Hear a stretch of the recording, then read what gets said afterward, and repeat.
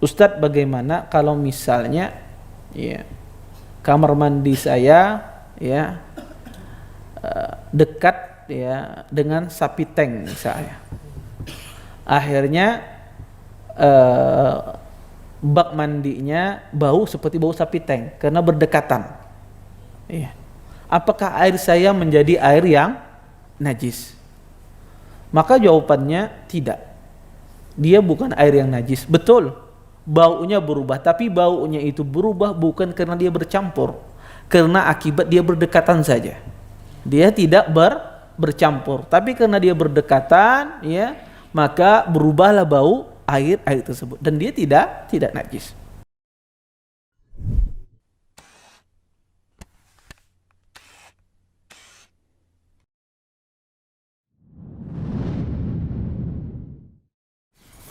Assalamualaikum warahmatullahi wabarakatuh. Innal hamdalillah nahmaduhu wa nasta'inuhu wa nastaghfiruh wa na'udzu billahi min shururi anfusina wa min sayyiati a'malina. May yahdihillahu fala mudilla lahu wa may yudlil fala hadiya lahu. Asyhadu an la ilaha illallah wahdahu la syarika lahu wa asyhadu anna Muhammadan abduhu wa rasuluh. Allahumma inna nas'aluka ilman nafi'an wa rizqan tayyiban wa amalan mutaqabbala. Taib ya ikhwan dan akhwat, hadirin dan hadirat yang dimuliakan oleh Allah Subhanahu wa taala. Alhamdulillah, pada kesempatan malam ini kita dapat berkumpul di salah satu tempat yang sangat mulia ini. Mudah-mudahan perkumpulan kita ini mendatangkan berkah di sisi Allah Subhanahu wa taala, dan kita senantiasa diberikan oleh Allah Subhanahu wa taala kesehatan dan afiat di dunia dan di akhirat. Bapak-bapak, ibu-ibu yang dimuliakan oleh Allah Subhanahu wa taala, kita lanjutkan kajian kita tentang syarah kitab Al-Muwatta. Ya, kita masuk pada bab baru, yaitu bab tuhur lil wudu. Ya, bab tata cara ya bersuci untuk berwudu.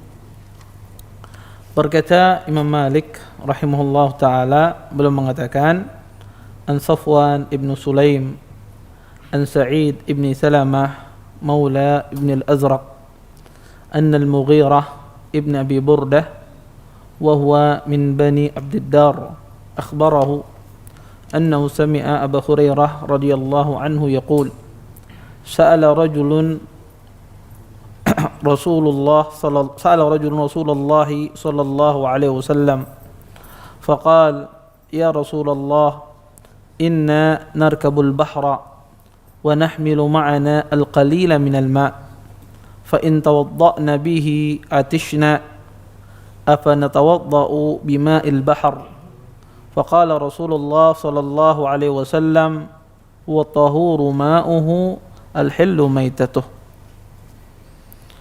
Berkata Imam Malik dari Safwan ibn Sulaim dari Sa'id ibn Salamah maula ibn al-Azraq, sesungguhnya Mughirah ibn Abi Burdah dan beliau berasal dari Bani Abdiddar memberitakan kepadanya, sesungguhnya dia mendengar Abu Hurairah berkata, ada seorang laki-laki bertanya kepada Rasulullah sallallahu alaihi wasallam.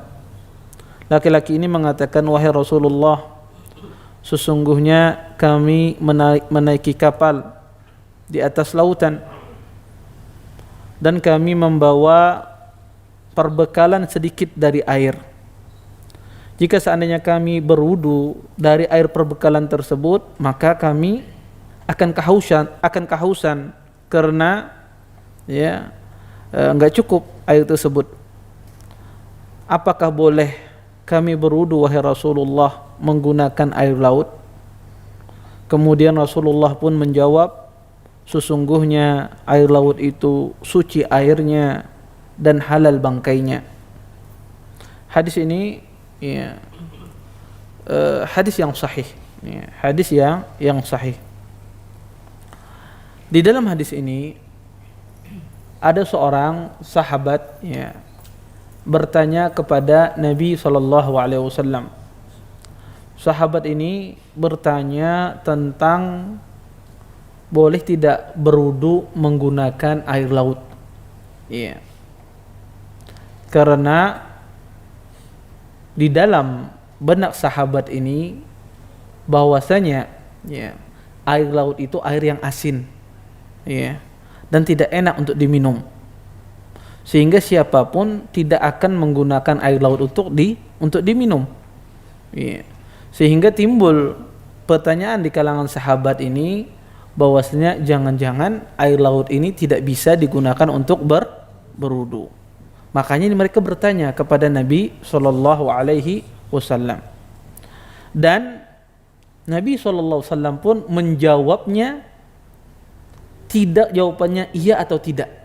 Ya, padahal Nabi itu terkenal dengan jawami'ul kalim. Nabi itu beliau terkenal kalau berbicara singkat dan padat. Nabi ini ditanya, "Wahai Rasulullah, boleh enggak kita ini berwudu dengan air laut?" Jawabannya apa? Iya atau tidak, boleh atau tidak boleh. Tetapi Nabi malah menjawabnya agak panjang. Bahkan Nabi menjawab, "Huwa tahuru ma'uhu al-hillu maitatuh." Sesungguhnya dia itu airnya suci, ya, dan halal bangkainya. Kata para ulama, kenapa Rasulullah sallallahu alaihi wasallam menjawab tidak sesuai dengan pertanyaannya, ya, tidak sesuai dengan kebutuhan pertanyaan. Bahkan dijawab oleh Nabi SAW jawabannya lebih. Pertama, kata para ulama, ada beberapa sebab. Sebab pertama, kenapa Nabi tidak menjawab na'am, iya boleh, karena Nabi ingin memutus di benak seseorang bahwasanya boleh menggunakan air laut tersebut, ya, kecuali ketika dalam keadaan darurat. Karena dia bertanya, kami kalau menggunakan, ya, air perbekalan maka akan kehabisan. Sehingga kalau dijawab iya, orang nanti akan bertanya lagi, apakah itu hanya dibolehkan dalam keadaan darurat? Apakah tidak? Maka Nabi ingin memutus pemikiran semacam ini. Kemudian yang kedua, kenapa Rasulullah SAW menjawabnya, ya, lebih lagi, ya, karena Nabi SAW ingin memutus pemikiran bahwasanya kalau dijawab boleh berwudu, seolah-olah air laut itu hanya boleh digunakan untuk berwudu, tidak bisa digunakan untuk yang lainnya, menghilangkan najis misalnya, atau menghilangkan, ya, untuk mandi misalnya. Maka Nabi juga ingin memutus pemikiran semacam ini.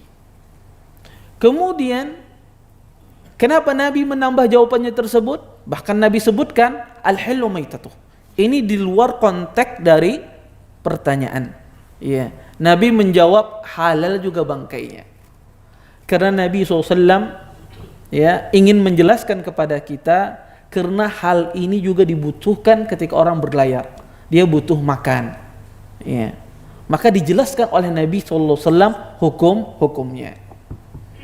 Dan semacam itu seorang mufti, ya, seorang yang diminta fatwa, maka dia akan memperhatikan kondisi orang yang bertanya, ya. Maka dia lihat kondisi orang bertanya tersebut seperti apa, ya. Ya, maka orang itu kadang-kadang dia menjawab sesuai dengan apa yang ditanyakan. Kadang-kadang sebagian mufti, sebagian ustadz itu kadang-kadang, ya, sebagian orang-orang yang berfatwa, kadang-kadang dia menjawab di luar dari konteks pertanyaan, karena dia melihat, ya, ini juga dibutuhkan oleh penanya, ya. Sehingga, ya, seorang mufti itu dia harus peka orang yang datang kepadanya ini seperti apa, ya, karena manusia itu datang bermacam-macam. Ada yang datang kepada ustadz ini, ya, ingin bertanya. Ada yang datang hendak mengetahui ustadz ini pintarkah kadakah, bisakah kadakah, sudah dicari di Google jawabannya, bujur apakah ada jawaban Sayyidina, ya. Ada orang macam-macam bertanya. Ada orang bertanya ingin mengetahui kebenaran, ya. Ada orang yang kadang bertanya dia tidak pandai dia mengungkapkan pertanyaannya, ya. Sehingga macam-macam bentuk-bentuk orang datang bertanya kepada seorang mufti, kepada seorang asatid misalnya. Maka orang yang ditanya ini juga penting dia mengetahui keadaan orang yang bertanya. Kemudian di sini Nabi SAW ditanya tentang air laut, beliau jawabnya huwa tahuru ma'uhu hillu maitatuh. Kata Nabi SAW, air laut itu suci. Para ulama sepakat bahwasanya air laut itu suci dan boleh digunakan untuk bersuci.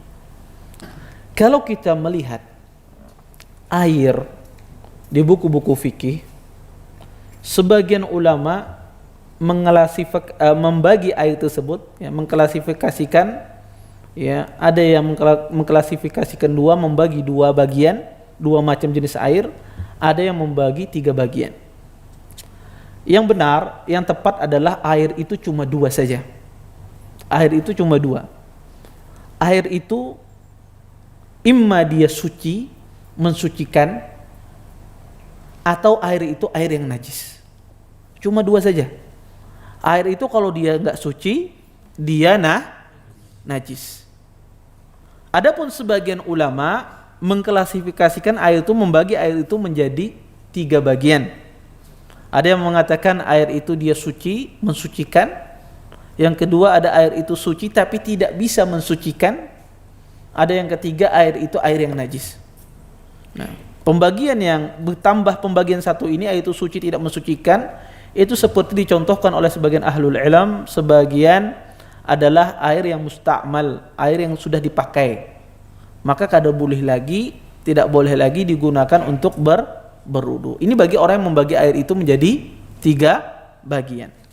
Yang benar, air itu cuma 2 saja. Air itu dia imma dia suci, mensucikan, atau air itu air yang najis. Taib. Kapan sesuatu air dikatakan dia suci? Pertama, ya, air tersebut, ya, selama air tersebut tidak berubah baunya, rasanya, dan warnanya. Jika air tersebut bercampur dengan najis, tidak berubah baunya, rasanya, dan warnanya, maka air tersebut adalah air yang suci. Taib. Mungkin ada yang bertanya, Ustadz, bagaimana kalau misalnya, ya, kamar mandi saya, ya, dekat, ya, dengan sapi tank misalnya. Akhirnya bak mandinya bau seperti bau sapi tank karena berdekatan. Iya. Apakah air saya menjadi air yang najis? Maka jawabannya tidak. Dia bukan air yang najis. Betul, baunya berubah, tapi baunya itu berubah bukan karena dia bercampur, karena akibat dia berdekatan saja. Dia tidak bercampur, tapi karena dia berdekatan, ya, maka berubahlah bau air tersebut dan dia tidak najis. Taib. Seperti itu pula, ya, ketika air tersebut, ya, juga, ya, berdekatan dengan sesuatu yang wangi, ya, sesuatu yang wangi, ya, misalnya di dapurnya dikasih, ya, dupa misalnya, akhirnya kamar mandinya bau harum, ya, maka apakah airnya najis? Tidak. Apakah airnya suci? Ya, airnya tetap suci, boleh digunakan untuk bersuci. Taib. Ustadz, bagaimana kalau airnya itu bercampur dengan sesuatu yang suci? Contoh, misalnya kalau zaman bahari kita punya bak mandi, ya, orang bahari, ya, mandi pakai dengan bak mandi, jarang pakai shower, ya. Dulu, bak mandi itu orang kadang-kadang ingin biar wangi, dikasih kapur barus, ya, di dalam bak mandinya, ya. Kemudian airnya berubah, ya, berubah baunya. Apa hukumnya menggunakan air semacam ini? Boleh tidak air yang berubah baunya bercampur dengan sesuatu yang suci? Maka jawabannya adalah boleh. Tidak mengapa, ya, selama dia bercampur dengan sesuatu yang suci, tidak mengubah bentuknya ke bentuk lain, maka air tersebut boleh digunakan untuk bersuci. Atau air yang datang dari keran, Kita buka keran, ternyata keran itu besinya bertagar. Ketika kita buka, airnya baunya bau besi. Ya, berubah baunya bau besi. Apa boleh nggak menggunakan air demikian? Boleh. Iya, karena dia bercampur dari sesuatu yang suci dan dia tidak berubah bentuk. Maka air tersebut boleh digunakan untuk bersuci. Tetapi jika air yang suci ini berubah bentuk dia menjadi bentuk yang lain, ketika dia bercampur dengan sesuatu yang suci, maka air ini tidak bisa digunakan untuk bersuci. Contoh misalnya, air ya kemudian diubah airnya menjadi air susu. Ustadz, boleh kada ulun berwudu dengan menggunakan air susu? Atau berwudu dengan menggunakan air kopi? Ini kan boleh diminum. Maka jawabannya tidak boleh. Kenapa? Karena dia sudah berubah bentuk. Bukan karena permasalahan bercampurnya, tetapi karena dia sudah berubah bentuk menjadi bentuk yang lain. Dan ini tidak dikatakan air, dan ini tidak dimasukkan air yang di dalam Al-Quran disuruh kita untuk bersuci dengannya. Dan ini tidak dimasukkan air yang di dalam hadis Nabi SAW kita disuruh untuk bersuci dengannya. Makanya di dalam bahasa Arab kopi itu nggak disebut dengan air kopi, tapi disebut dengan kahwa. Tapi kita menyebutnya apa? Air kopi. Teh itu orang tidak menyebutnya dengan air teh bahasa Arabnya, bukan ma'u syai, enggak, tapi orang syai yang menyebutnya. Iya, karena dia tidak dikatakan air lagi. Iya. Maka dia berubah bentuk dari bentuk lain. Taib. Ada sesuatu yang suci bercampur dengan suci, tapi dia berubah bentuk ke bentuk lain, tetapi dia boleh digunakan untuk bersuci.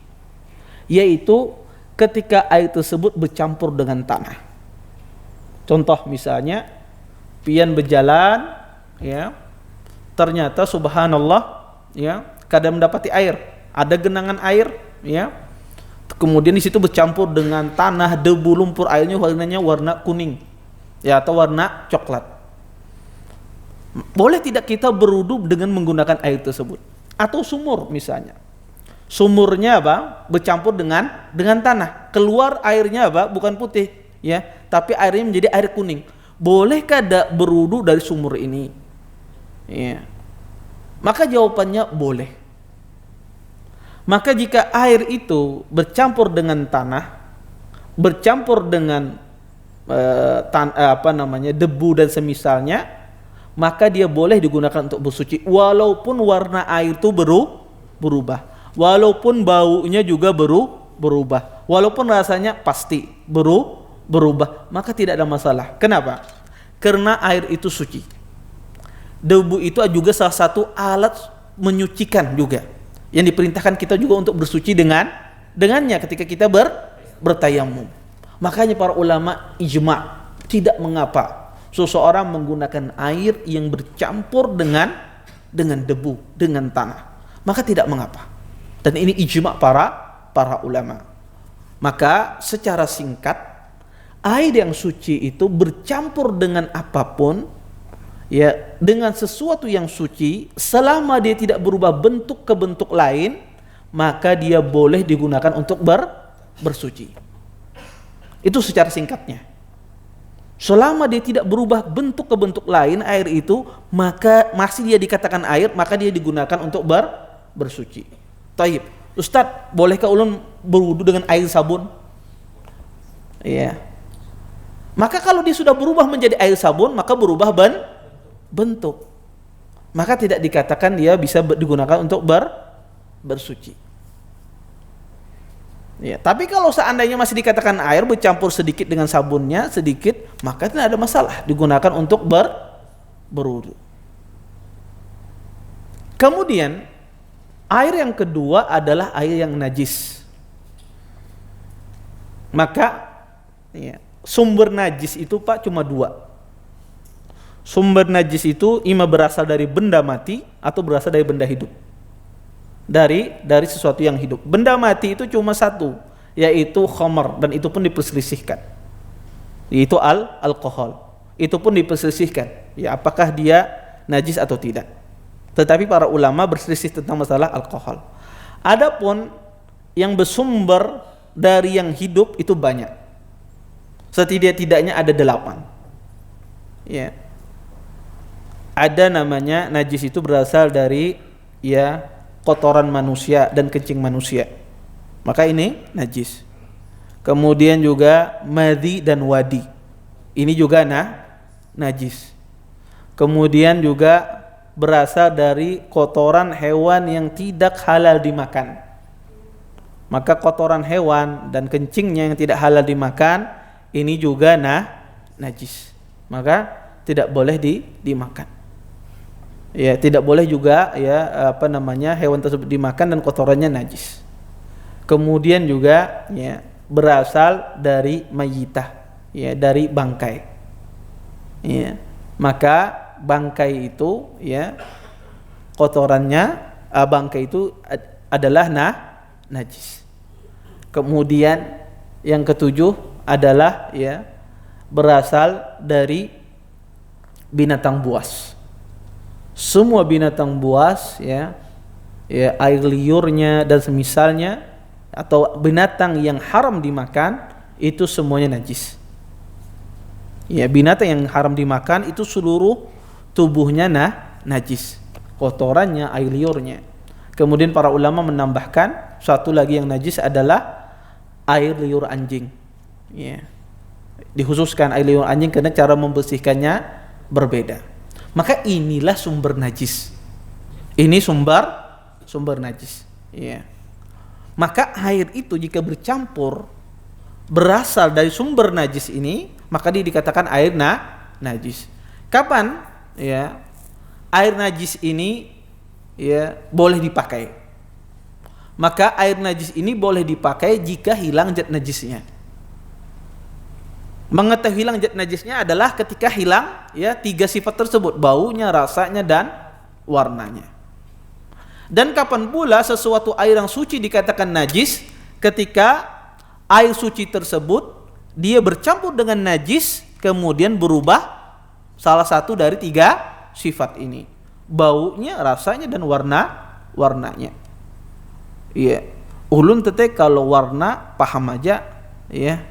Kalau bau kau aja, kalau rasanya kiapa nak mengetahuinya? Ya ada kau apa kecuali dirasai. Ya. Iya, kalau baunya ini kada berbau bang tete, warnanya kada dapat tapi rasanya enggak ada tahu. Harus dirasai. Iya. Kalau rasanya berbeda, bercampur dengan najis, berarti dia najis. Ya. Maka air yang suci dia dikatakan najis ketika dia bercampur salah satu ini kemudian berubah sifatnya. Kalau kada berubah sifatnya, maka dia tidak dikatakan najis. Contoh misalnya, pian ada air di ember, ya, ada air di ember. Kemudian ada anak pian bekami di sana. Anak kelanakan halus kada paham. Ya, padahal ini air ini sudah ditampung, ya, di galon besar, ya. Ternyata kelanakan bekami di sana. Atau nya melempar pempes di dalam sana masuk, misalnya. Ya. Akhirnya apa? Diambil oleh orang tuanya. Padahal ini musim kemarau. Air ke tapi ada. Airnya najis apa tidak ini? Yang saya lihat ini. Maka dilihat airnya. Kalau seandainya airnya tersebut tidak berubah sifatnya tadi, baunya, rasanya dan warnanya, maka boleh digunakan untuk bersuci. Apa dalilnya? Dalilnya adalah hadis Nabi SAW, yaitu seorang sahabat bertanya, "Ya Rasulullah, ana tawadda'u min bi'ri bidha'ah." Wahai Rasulullah, bolehkah kami berwudu dari sumur bidha'ah? Ya. Kemudian dijelaskan oleh sahabat ini, sesungguhnya sumur bidha'ah itu yulqa fiha al-hiyad wan natin wa luhumul kilab. Wahai Rasulullah, sesungguhnya sumur bidha'ah itu biasanya itu ditaruh, orang-orang kadang membuang bangkai di sana, membuang kotoran di sana, membuang pembalut wanita di sana. Sahabat ini bertanya, boleh tidak kita berwudu dengan air semacam ini? Kemudian kata Nabi SAW, innal ma'a la yanjus. Sesungguhnya kata Nabi SAW, air itu tidak najis. Dalam sebagian riwayat, la yunajjisu syai'. Sesungguhnya hal demikian itu tidak menjadikan dia najis. Jadi dulu tuh ada di Madinah itu ada namanya sumur Bidha'ah. Ya, sekarang itu masuk dalam Masjid Nabawi. Ya, ada sumur Bidha'ah. Sumur Bidha'ah ini ya dulu orang ya berwudu di sana, minum di sana. Tetapi juga sebagian orang kadang-kadang itu membuang kotoran di sana. Sehingga sebagian sahabat ini bingung. Boleh tidak kita berwudu dari sumur semacam ini? Maka Nabi pun menjawab. Kata Nabi, demikian itu tidak menjadikan najis. Artinya apa? Selama tidak berubah sifatnya itu, maka tidak menjadi najis. Oleh karenanya, kalau kita mendapati bejana kita atau bak mandi kita, air kita bercampur dengan suatu yang najis, maka dilihat dari salah satu dari 3 sifat ini. Kalau berubah salah satunya, maka tidak boleh digunakan untuk bersuci. Maka singkatnya, ya, air itu ada 2 macam, air yang suci dan air yang najis. Air yang suci bercampur dengan sesuatu yang suci selama tidak berubah bentuk, dia boleh digunakan untuk bersuci. Tapi jika dia sudah berubah bentuk ke bentuk lain, tidak boleh lagi. Adapun air yang suci bercampur dengan najis selama sifatnya tidak berubah, boleh tetap dia digunakan untuk bersuci. Itu intinya. Ya, itu intinya ketika seorang menggunakan air. Kemudian di dalam hadis ini juga Nabi menjawab al-hillu maitatuh. Dan air laut itu halal bangkainya. Bangkai yang dimaksudkan bangkai di sini adalah hewan yang hidup ya di lautan kemudian mati di lautan. Karena bangkai itu adalah mati tanpa disembelih secara syar'i. Itu namanya bangkai. Ya, mati tanpa disembelih secara syar'i. Maka yang dimaksudkan halal bangkainya ini adalah yang mati di lautan, yang hidup di lautan kemudian mati di lautan. Bukan orang mendapatkan kambing tenggelam di lautan diambil. Ini bangkai lautan. Betul dia di lautan, tapi bukan ini maksudnya, ya. Atau sapi tenggelam yang mati bangkai lautan, tidak. Bukan ini maksudnya. Tetapi hewan yang hidup di lautan kemudian mati dia di lautan. Ya. Maka Nabi mengatakan al-hillu maitatuh. Semua bangkai lautan itu halal, kata Nabi SAW. Bapak Ibu, bangkai itu asalnya adalah najis, haram. Tidak boleh ya kita ya memakan bangkai. Dan juga bangkai itu najis. Dikecualikan dari bangkai ini ada beberapa. Pertama, bangkai lautan ya, binatang laut dan bangkai belalang. Maka ini bangkainya halal, tidak najis. Kemudian yang ketiga adalah bangkai dari hewan yang memiliki darah sedikit. Hewannya itu kalau dibunuh darahnya sedikit. Kayak nyamuk, lelat, cecak dan semisalnya. Darahnya sedikit. Maka bangkai hewan ini dia tidak najis. Bukan boleh dimakan, tapi tidak najis. Ya. Bangkainya tidak najis. Apa dalilnya? Dalilnya adalah hadis Nabi SAW. Idza waqa'ad dzubab fi ina'i ahadikum falyaghmishu. Kata Nabi SAW, jika seandainya ada lalat ya jatuh ke bejana kalian, ya, maka kata Nabi SAW tenggelamkan lalat tersebut. Kenapa? Karena salah satu sayapnya ada membawa penyakit, salah satu sayapnya membawa penawarnya, dan biasanya lalat itu bertumpu kepada yang membawa penyakit. Ketika Nabi menyuruh ditenggelamkan, maka lalatnya apa? Mati tenggelam. Ya, maka dia mati lalatnya, menjadi bangkai apa tidak? Bangkai. Kemudian kata Nabi apa? Dia ambil lalatnya, dibuang, maka airnya boleh diminum. Padahal sudah terculupi bangkai. Kenapa dibolehkan oleh Nabi SAW? Karena lalat itu memiliki darah apa? Yang sedikit.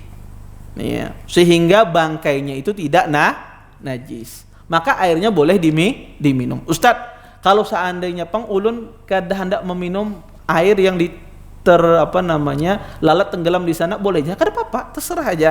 Kita membahas hukum secara apa, boleh apa tidak. Amun kada hendak meminum, ya silahkan. Tidak ada larangan di dalam syariat. Kalau seandainya dia meminum tidak menimbulkan mudarat. Kalau seandainya saya kada kuat aja, ya, ini lalatnya beda dengan lalat udah kita misalnya, ya misalnya, tidak ada masalah.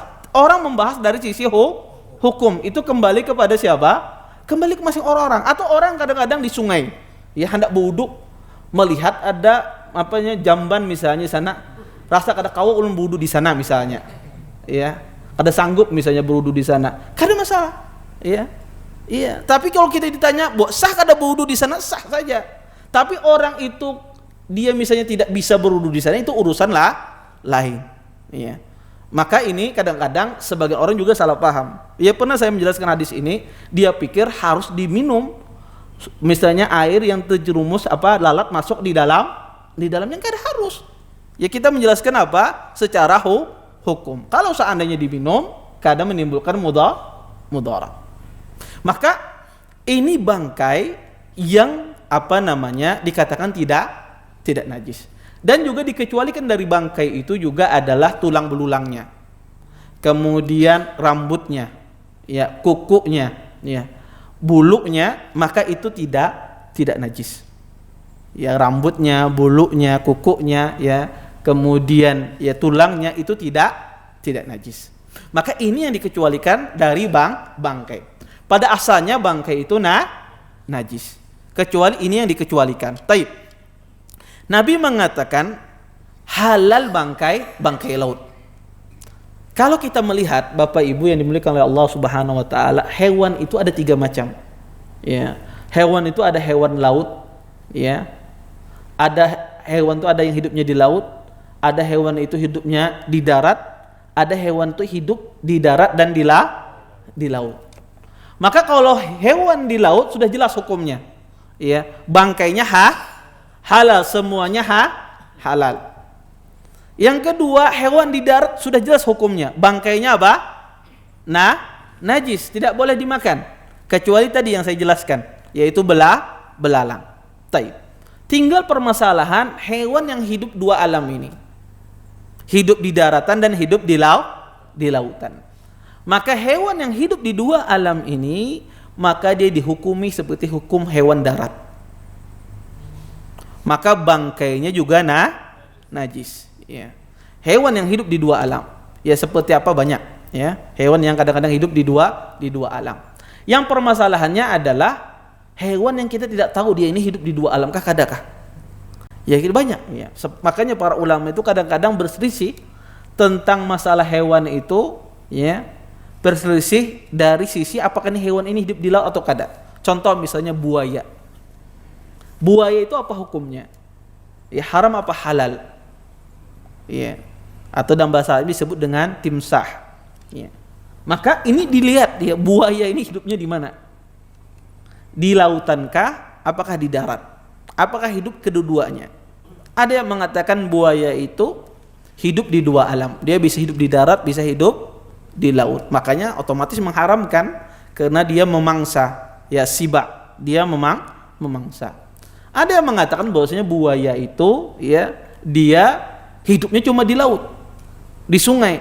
Jadi dia tidak bisa hidup di darat. Hidup di darat itu cuma sebentar kayak seperti ikan. Ya. Sehingga dia harus kembali ke sungai. Ya, ke lautan dia tidak bisa cuma sebentar. Kayak seperti ikan ditaruh di daratan cuma sebentar, kalau dibiarkan dia akan mati. Ya, maka ulama berselisih ya. Wallahu a'lam. Nanti Masjid Al-Faruq mengadakan penelitian ya, mungkin di Banjar nih buaya-buayanya yang mana. Iya. Makanya itu ya, orang mengatakan buaya darat ini keliru juga ya. Ya karena ulama dari zaman dulu berselisih ya, buaya itu seperti apa hidupnya. Maka wallahu a'lam. Ya makanya orang ketika membolehkan karena dia melihat dari sisi apa buaya itu dia hidup di laut. Maka Nabi mengatakan hillu maitatuh. Orang yang mengharamkan apa? Karena dia hidup di 2 alam tersebut. Dan asalnya hewan 2 alam itu dihukumi hewan darat. Kemudian ya, Nabi SAW mengatakan halal bangkainya. maka semua bangkai hewan lautan itu semuanya halal. Walaupun hewan tersebut misalnya memiliki nama ya yang haram di daratan. Misal ya. Contoh misalnya babi laut misalnya. Dia tidak bisa hidup di daratan, maka dia halal. Ya. Atau ya apa saja yang hidup di lautan ya walaupun namanya di daratan haram ya, anjing laut, wallahu alam anjing laut ini bisa hidup di darat, wallahu alam saya tidak tahu. Intinya semua hewan yang hidup di lautan itu halal dimakan. Ya halal dimakan walaupun dia bertaring. Seperti hiu dan semisalnya, maka dia halal untuk dimakan. Ya. Taib. Maka Nabi SAW ketika beliau menjelaskan hukum ini, menjelaskan semuanya. Sehingga ini kaidah ya bagi setiap muslim bahwasanya ya air laut itu air yang suci dan hewannya pun hewan yang halal untuk dimakan. Maka ini kaidah yang luar biasa yang dijawab oleh Nabi SAW akibat pertanyaan seorang sahabat ini. Taib. Kita lanjutkan hadis berikutnya. Berkata Imam Malik, an Ishaq ibn Abdullah ibn Abi Talhah, an Humaidah binti Ubaid ibn Rifa'ah, an Kabsyah binti Ka'ab ibn Malik, wa kanat tahta ibn Abi Qatadah, anna Aba Qatadah dakhala fasakabtu lahu wadu'an, faja'at hirrah litashrabu minhu, فأصغى لها الإناء حتى شربت. قالت كبشة فرآني أنظر إليه فقال أتعجبين يا بنت أخي؟ قالت فقلت نعم. فقال إن رسول الله صلى الله عليه وسلم قال إنها ليست بنجس إنما هي من الطوافين عليكم أو الطوافات. Dari Humaid binti Ubaid ibn Rifa'ah, dari Kabsyah binti Ka'ab ibn Malik, beliau Kabsyah ini berada di bawahnya asuhan Ibnu Abi Qatadah. Dan sesungguhnya Abu Qatadah ini yang masuk ya, kemudian Kabsyah ini ya menuangkan air yang berada dalam bejana. Tiba-tiba datang kucing yang meminum bejana yang berisi air tersebut yang digunakan untuk berwudu oleh Abu Qatadah. Kemudian Abu Qatadah ini ketika melihat kucing ini meminum air tersebut, maka Abu Qatadah ini malah mendekatkan bejana tersebut kepada kucing ini agar diminum. Kemudian Kabsyah berkata, makanya Abu Qatadah ini pun kata Kabsyah melihat kepada saya, karena saya melihat kepada dia terheran-heran. Kemudian berkata Abu Qatadah ini, atajabina ya binta akhi, wahai anak saudariku, apakah engkau merasa heran? Ya. Maka berkata Kabsyah ini, ya, saya heran terhadap perbuatan engkau. Kemudian Abu Qatadah ini pun mengatakan, sesungguhnya Rasulullah SAW bersabda, sesungguhnya kucing itu tidaklah najis. Sesungguhnya kucing ini adalah hewan-hewan yang berkeliaran di antara kalian. Ya. Hadis ini hadis yang sahih. Hadis ini menjelaskan bahwasanya hewan yang haram dimakan, sebagaimana yang saya jelaskan tadi, hewan yang haram dimakan itu berdasarkan pendapat yang rajih di kalangan para ulama, dia adalah hewan yang najis. Dikecualikan dari hewan yang haram dimakan ini adalah hewan yang suka berkeliaran di rumah seseorang, yang susah untuk dijaga. Ya, seperti kucing misalnya, atau seperti tikus masuk rumah seseorang. Ya, maka ini hewan-hewan yang berkeliaran di rumah kita, ya, kadang berkelahi di atas pelapon, ya, maka macam-macam, ya. Ini hewan yang susah untuk dijaga.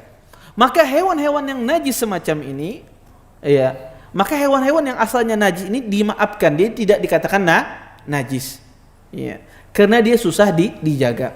Dan para ulama mengkiaskan semua hewan yang berkeliaran, baik itu bentuknya lebih kecil dari kucing ataukah bentuknya lebih besar daripada kucing, maka selama dia hidup berdampingan dengan manusia, sukar untuk dijaga, sukar untuk dihindari, maka dia tidak najis walaupun haram dimakan. Seperti misalnya keledai. Keledai itu ada yang haram dimakan, ada yang halal. Keledai yang halal itu tentu saja dia tidak najis. Ya, keledai halal itu disebut dengan keledai wahsy, yaitu seperti zebra. Zebra itu disebut keledai wahsy. Himar mukhattat. Ya. Dan juga keledai yang wahsy itu ada juga jenis keledai tetapi sudah punah. Iya, dulu ada di bangsa Arab. Ya, sekarang jenisnya punah. Ini keledai yang halal. Adapun keledai yang kita lihat sering-sering itu dijadikan tunggangan, ya, angkutan dan semisalnya, maka itu keledai yang haram dimakan. Keledai yang haram dimakan. Maka ini keledai ini dia sebetulnya haram dimakan, asalnya najis. Tetapi tidak dikatakan najis, kenapa? Karena manusia membutuhkannya. Iya, membawa orang, mengangkat barang dan semisalnya, sehingga dia tidak dikatakan najis karena dia berdampingan dengan manusia. Kalau begitu Ustadz, anjing kada najis jualah? Tidak, karena anjing bukan berdampingan dengan manusia dan dia mudah dihindari. Iya. Mudah dihindari. Ya, sehingga ya di rumah orang itu jarang setiap rumah itu ada anjing. Ya, maka kalau walaupun di tempat situ banyak anjing, maka jarang anjing itu berada di setiap rumah. Tapi kalau kucing enggak, dia berpindah-pindah. Rumah sini masuk, rumah sebelah masuk. Ini kededa makanan yang nyaman pindah ke sebelah. Maka dia berpindah-pindah ya. Maka dia susah dihindari sehingga dikatakan dalam syariat dia tidak najis. Oleh karena itu, para ulama mengatakan hewan yang berkeliaran dengan hidup manusia, jasadnya, tubuhnya tidak najis, air liurnya tidak najis. Yang najis adalah cuma kotorannya. Yang najis cuma kotorannya. Ya, kencingnya dan kotorannya najis berdasarkan pendapat yang rajih. Adapun tubuhnya, air liurnya tidak najis berdasarkan hadis ini. Wallahu a'lam. Mungkin ini saja yang dapat ulun sampaikan. Mudah-mudahan bermanfaat. Kita jawab pertanyaan. Iya, ini ada yang bertanya. Afwan, izin bertanya. Anak akhwat sebelum berwudu biasanya BAK dulu. Setelah berwudu ketika sholat terasa ada air yang menetes di kemaluan, terutama saat ruku, bahkan seringkali sebelum sholat, sehingga wudunya anak ulang. Apakah ini termasuk was-was? Mohon nasihatnya Ustadz, jazakumullah khairan wa barakallahu fikum. Kalau seandainya cuma sebatas ragu-ragu, tidak pasti, tadi keluarkah kadakah, perasa keluar tapi kada pasti, maka tidak perlu dibatalkan, tidak perlu diulangi wudunya, lanjutkan sholatnya, karena keyakinan tidak bisa digugurkan dengan keraguan. Maka tidak mengapa, teruskan sholatnya, tidak perlu dia mengulangi wudunya. Tetapi kalau kita pasti itu menetes, ya pasti keluar, ya misalnya celananya kering, ya pasti itu dia melihat ternyata basah, ya ini suatu yang pasti, maka dia mengulangi wudunya batal. Taib. Bismillah, Ustadz izin bertanya. Mohon maaf di luar materi. Apakah uang yang kita hutangkan kepada orang lain apabila sampai nisab dan haul, apakah akan dikenakan zakat? Mohon pencerahannya. Jika seandainya orang yang diberikan utang itu mudah bayar, maka dimasukkan dalam perhitungan zakat. Tapi jika seandainya orang tersebut yang kita berikan hutang itu ya minangalibana ditagih misalnya, susah bayar. Kalau ditagih hingga membawa kelahi aja misalnya. Ya, maka ya orang yang susah bayar semacam ini tidak dimasukkan dalam hitungan zakat. Ya, tidak dimasukkan dalam hitungan zakat. Kenapa? Karena dia dianggap adalah orang yang susah bayar dan dia tidak tahu dapat uang itu bisa kembali apa tidak. Maka dilihat orang yang berhutangnya. Apakah orang ini mudah bayar ataukah tidak? Taib. Bismillah, Ustadz izin bertanya. Ketika sholat ada keluar lendir atau cairan seperti keputihan, dan ini biasanya terjadi setelah haid. Apakah hal ini membatalkan wudu dan sholat? Maka jawabannya, apakah ini membatalkan wudu dan sholat? Iya. Berdasarkan pendapat yang rajih, ya cairan yang keluar dari kemaluan, maka itu membatalkan wudu dan sholat. Maka dia mengulangi wudunya. Kalau ketika sholat, maka sholatnya menjadi batal. Tapi apakah dia najis? Tidak najis. Ya beda ya. Dia tidak najis. Tapi apakah batal wudunya? Batal. Misalnya orang tersebut berwudu, ya, kemudian keluar cairan tersebut di celananya. Celananya basah akibat cairan tersebut. Apakah celananya itu harus diganti? Tidak harus. Kalau dia ingin mengganti nggak ada masalah. Kalau tidak diganti pun tidak mengapa. Karena itu tidak membatalkan wudu dan karena itu tidak menjadi najis, tapi dia membatalkan wudu dan sholat. Wallahu a'lam. Ada yang bertanya? Iya. Silakan. Oh iya. Ini dulu.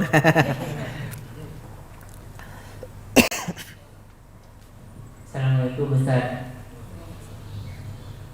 Ustaz mau tanya, kalau dana celengan masjid yang biasa berputar setelah sholat itu bisa dibilang kas masjid lah, itu bolehlah digunakan untuk menyediakan buka bersama saat Ramadan, Ustaz?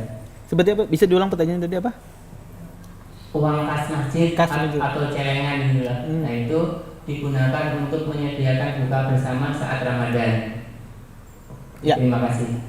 Jazakumullah khair atas pertanyaannya. Pertama, kalau seandainya uang tersebut tidak ada khususan penggunaannya, contoh misalnya tidak ada tertulis untuk pembangunan masjid, misalnya celengan dijalankan tidak ada tertulis pembangunan masjid, celengan umum dijalankan tidak ada untuk manfaat khusus, maka tidak ada masalah. Itu kembali kepada panitia, kemana dia ingin sumbangkan, kemana ingin dia kelola.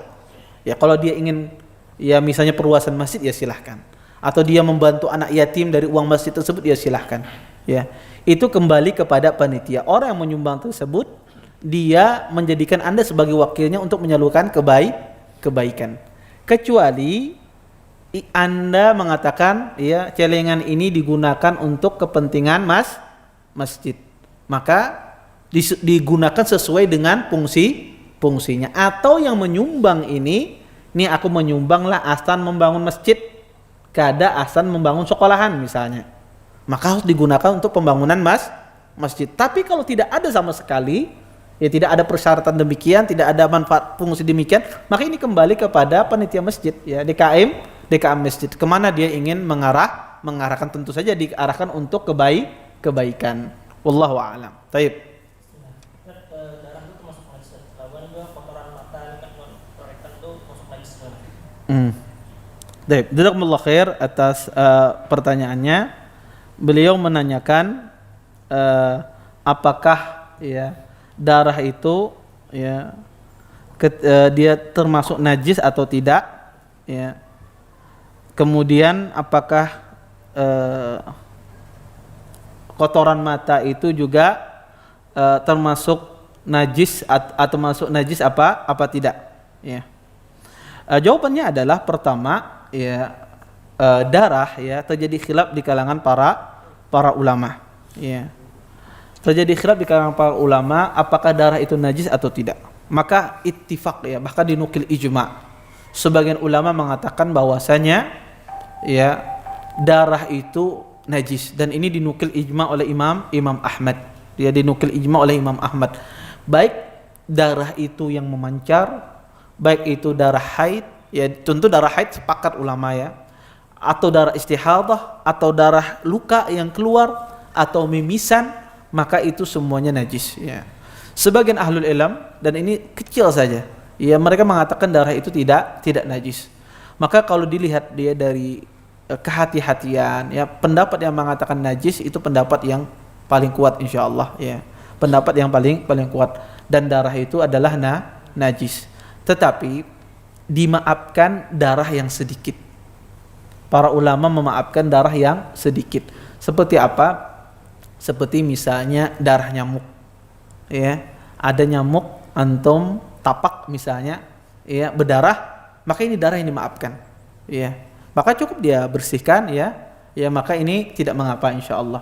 Sama seperti misalnya ada luka, ya, tercubitkah misalnya kemudian keluar darah sedikit, maka ini darah yang dimaafkan yang sedikit. Sebagian ulama membatasi sedikit itu kayak apa Ustaz? Bisa jadi sedikit menurut pian, kada sedikit menurut ulun misalnya. Apa sedikit ukurannya? Maka sebagian ahlul ilm membatasi sedikit itu dengan ukuran logam. Selama tidak lebih dari ukuran logam, walaupun ini tidak kaidah mundhabit ya, tidak kaidah yang tetap. Tapi sebagian ulama mengasih yaitu untuk memudahkan saja sebetulnya. Artinya lebih dari itu mereka sepakat itu apa? Banyak. Kurang dari itu, nah di sini mereka berselisih. Ya kurang dari itu sebagian mengatakan yang sedikit ya secara uruf, secara apa kebiasaan orang dikatakan ini sedikit. Karena masalahnya kalau kita kembalikan kepada uruf, ya uruf manusia kadang-kadang beda ya, apalagi masalah darah ini. Sehingga ya selama dia sedikit maka dia dimaafkan. Adapun tahi mata dan semisalnya kada najis ya, kada najis ya, dia kotor tapi tidak najis. Wallahu a'lam. Baik. Iya. Ada lagi yang bertanya? Silakan.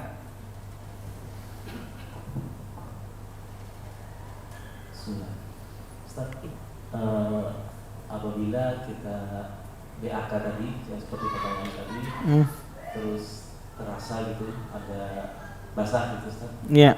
wajib pakaiannya diganti atau gimana Ustaz? Iya. Ada basah.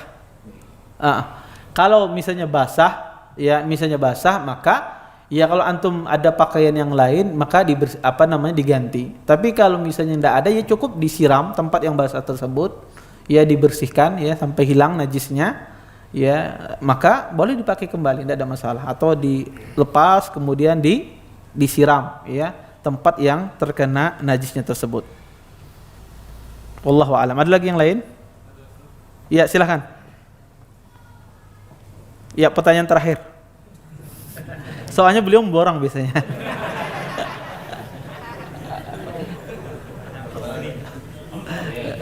Ya. Ya. Iya, nggih. Kan pernah membaca dan mendengar itu anjing itu najis berat liurnya. Jadi kalau misalnya air di bejana, dan kami di Sulawesi itu banyak tempat punya anjing. Pas di bejana, ya diminum anjing tentunya liurnya masuk di dalam. Ini kan warna, bau dan rasa kan tidak berubah. Air itu najis, itu yang pertama. Kemudian yang kedua sekedar info, buaya itu memang dia juga hidup di darat walaupun banyak di lautan, jadi bertelur, berjemur dan mencari mangsa juga di darat. Untuk fatwa ini. Kalau anjing laut dengan singa laut itu ya hanya sebentar mereka yang dipakai sirkus itu. Kemudian yang ketiga masalah darah tadi, ulama itu kami pernah mendengar ulama berpendapat dari Umar bin Khattab waktu tertikam darah membanjir tadi tidak membersihkan, tetap melanjutkan salat. Apa? Tertikam.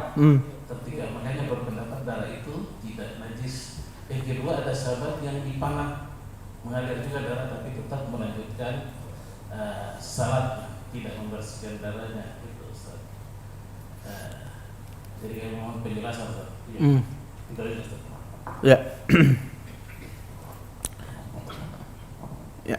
Jazakumullah khair atas pertanyaannya. Pertanyaan yang pertama tadi lupa saya apa. Yang pertama tadi apa? Anjing, iya. Anjing, air liur anjing. Ya. Pertama, apakah air liur anjing ya ketika dia menjilat di bejana air tersebut menjadi najis atau tidak? Maka tetap saja kembali kepada kaidahnya. Selama tidak berubah warnanya, rasanya dan baunya. Ini pertama.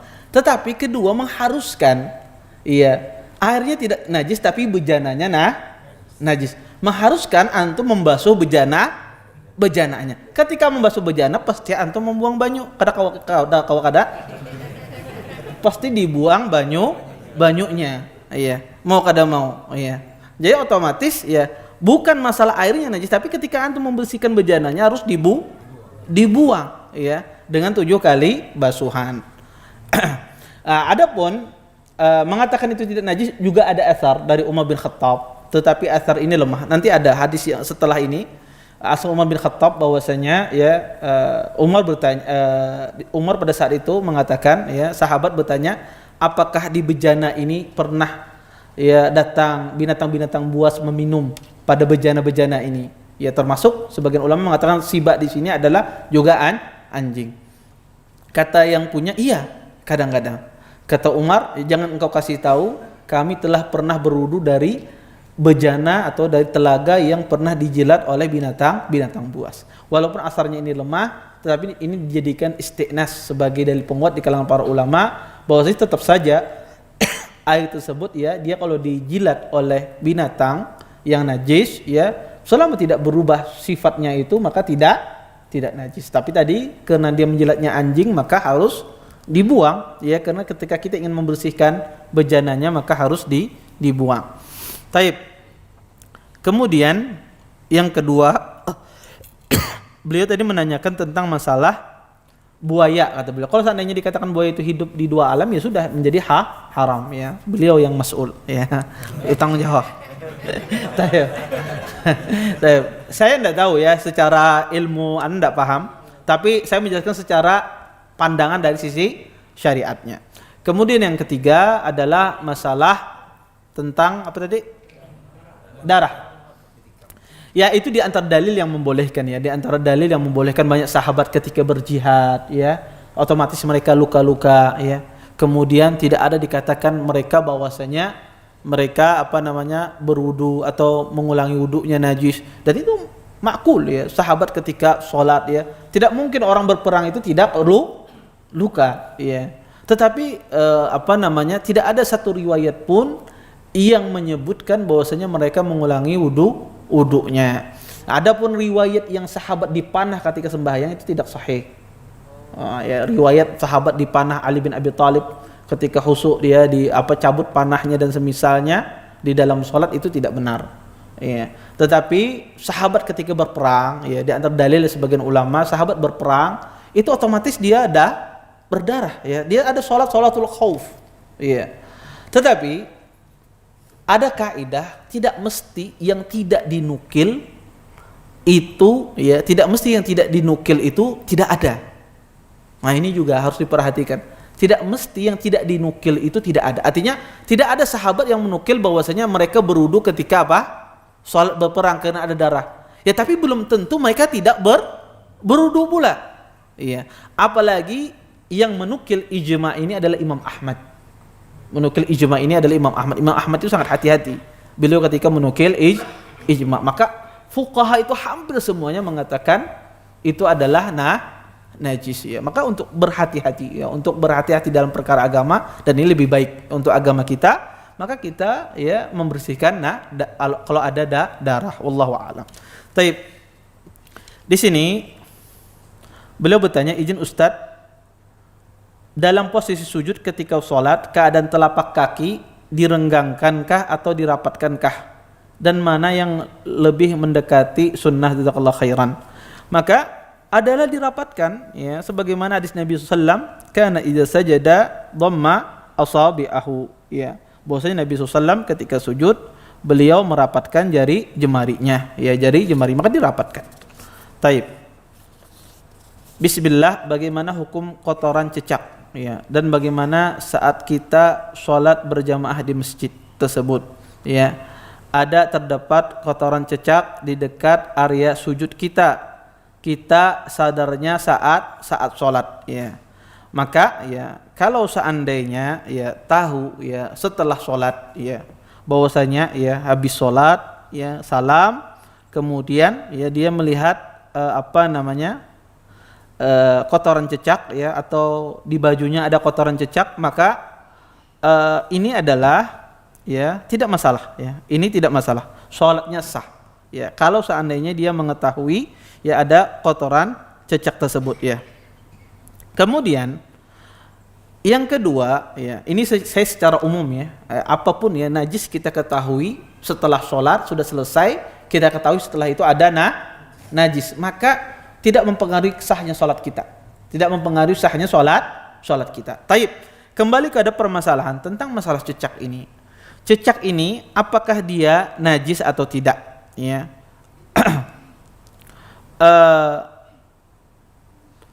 Maka ini kembali kepada cecak itu sendiri, apakah cecak ini adalah binatang yang darahnya sedikit atau banyak?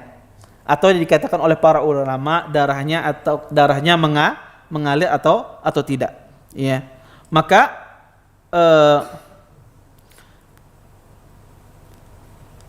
kalau yang mengatakan cecak ini darahnya tidak mengalir atau darahnya sedikit, maka kotorannya tidak najis. Kotorannya tidak najis, karena bangkainya tidak najis, otomatis kotorannya tidak najis. Tetapi yang mengatakan bahwasanya cecak ini adalah darahnya mengalir, dan ulama ini berselisih ya. Dari dulu juga masalah cecak ini. Mereka mengatakan cecak ini darahnya mengalir ya. Karena mungkin bisa jadi cecaknya besar ya. Darahnya mengalir. Sehingga mereka mengatakan cecak itu najis karena dia haram dimakan. Ya, karena dia haram dimakan. Dan dia disuruh untuk dibunuh. Iya. Maka kalau ditanya kepada ana wallahu alam, saya condong pada mengatakan bahwasanya dia adalah hewan yang tidak memiliki darah yang banyak, iya. Darah yang sedikit, sehingga kotorannya itu tidak najis tapi dia kotor. Kotorannya tidak najis tapi dia kotor, dan kita sholat juga harus menjauhi kotoran. Maka kalau di baju kita ada kotoran cecak, setelah sholat kita ketahui tidak ada masalah, sholatnya sah. Tapi ketika di tengah-tengah sholat, misalnya kita bertakbir Allahu Akbar, ternyata cecak berak kena baju kita misalnya, kemudian ya, maka kita berusaha untuk menghilangkannya sebisa kita, ya, entah dengan tisu, entah dengan apa, ya, maka sebisa kita agar kita menghilangkannya, ya. Maka kalau ada najis atau ada kotoran di tengah-tengah sholat, kita berusaha semaksimal mungkin untuk menghilangkannya. Wallahu a'lam. Mungkin ini saja dapat ulun sampaikan, mudah-mudahan bermanfaat. Kita tutup dengan doa kafaratul majelis. Subhanakallahumma bihamdika asyhadu an la anta astaghfiruka wa atubu ilaik. Assalamualaikum warahmatullahi wabarakatuh. Terima kasih. Jazakumullah khairan wa barakallahu fikum. Video ini dibuat atas partisipasi dari donasi Anda. Semoga menjadi amal jariah bagi Anda semuanya.